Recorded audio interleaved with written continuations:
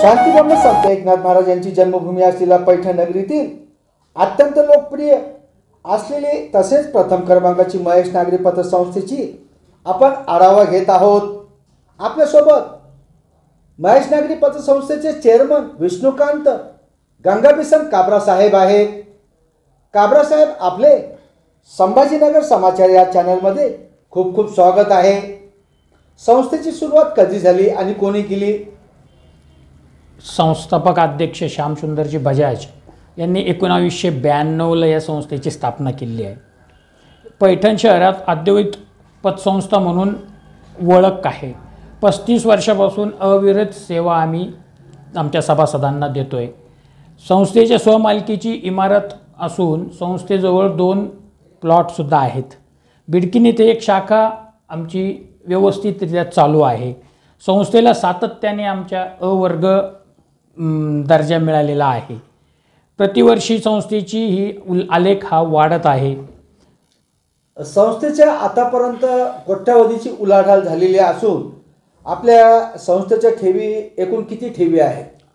संस्थेत सध्या आमच्या 20 कोटी रुपयाच्या ठेवी सभासदांनी ठेवलेल्या आहेत आणि त्यापैकी आम्ही 12 कोटी रुपये कर्ज वाटप सभासदांना केलेलं आहे आणि बाकीचे पैसे आम्ही नॅशनलाइज बँकेमध्ये एफडी केलेले आहेत। त्या संस्थेची वार्षिक उलाढाल किती कोटीची आहे? संस्थेची आमची वार्षिक उलाढाल ती 22 कोटी रुपयाची आहे आणि संस्थेचा व्यवहार हा अतिशय पारदर्शक आहे। ठेवीदारांच्या ठेवी ह्या सुरक्षित असून गुंतवणूक आम्ही राष्ट्रीयकृत बँकेतच केलेली आहे। त्यामुळे ठेवीदारांनी त्यांच्या ठेवीवर आणि वेळेवर परत करण्याची संस्थेची क्षमता आहे। तसेच दुसरी गोष्ट, आपल्याकडे सुविधा कोणत्या कोणत्या आहेत? आमच्याकडं उत्कृष्ट प्रकारचं अद्ययावत लॉकर आहे स्ट्रॉंग रूम सहित। संस्थेच्या ग्राहकांसाठी आम्ही RTGS नेफ्ट आणि SMS सुविधा आम्ही उपलब्ध करून दिलेल्या आहेत। बरं, ग्राहकांना आपण कोणत्या कोणत्या स्वरूपातील कर्ज वाटप करतो?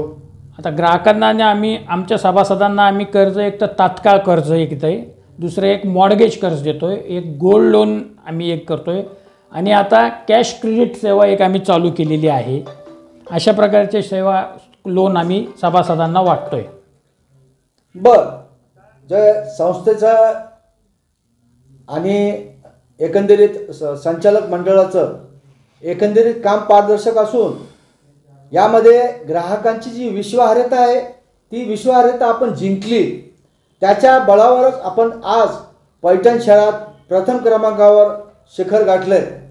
तर याबद्दल आपलं काय म्हणणं आहे? नाही, त्यासाठी आमचं जे कर्मचारी वर्ग आहे यांची जी तत्पर सेवा आणि ज्येष्ठ नागरिकाला आम्ही घरपोच सेवा देतो, त्यामुळं आमची विश्वासार्हता जास्त आहे आणि संस्थेला आम्हाला भविष्यात संभाजीनगर जिल्हा इतकं जाळं आम्हाला तयार करायचं आहे। त्या याच्यात आम्ही चालू आहे। बरं, आपण जे कर्मचारी नेमलेले आहेत ते सर्व तत्पर सेवा देतात, त्यांच्या सेवेमध्ये विनम्रता आहे, ठेवीदारांच्या ठेवी सुरक्षित आहेत। पण भविष्यामध्ये आपण इतरत्र जिल्ह्यामध्ये कुठं शाखा नवीन ओपन करण्याचा आपला मानस आहे? आमचं तसं बिडकीनला एक शाखा चालू आहे आणि आमचं कार्यक्षेत्र औरंगाबाद जिल्हा आहे।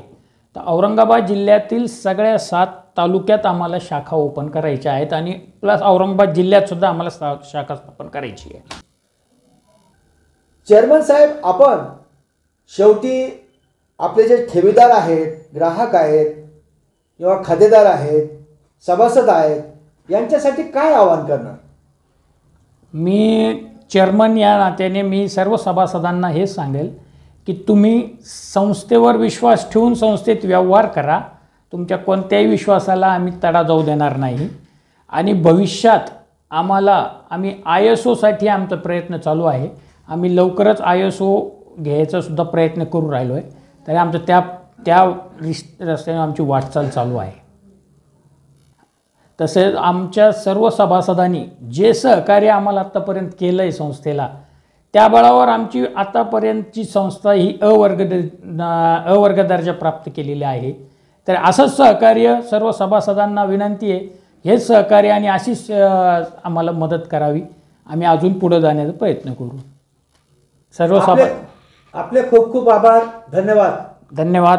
अभिनंदन.